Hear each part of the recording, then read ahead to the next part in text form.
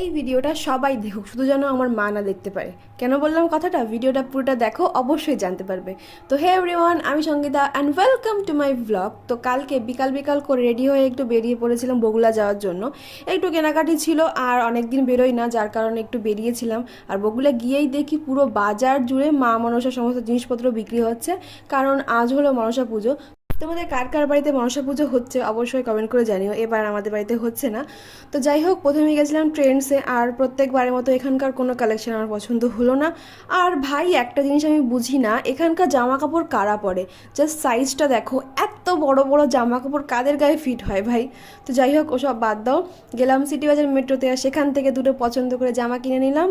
আর এবার বলবো আসল কারণ আমি কেন কথাটা বলেছিলাম।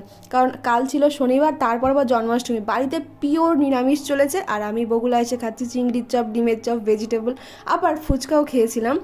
তো যাই হোক, তারপর চলে গেলাম বাড়ি। আজকের জন্য এটুকুই। সকলে অনেক ভালো থাকো, সুস্থ থাকো। Bye bye.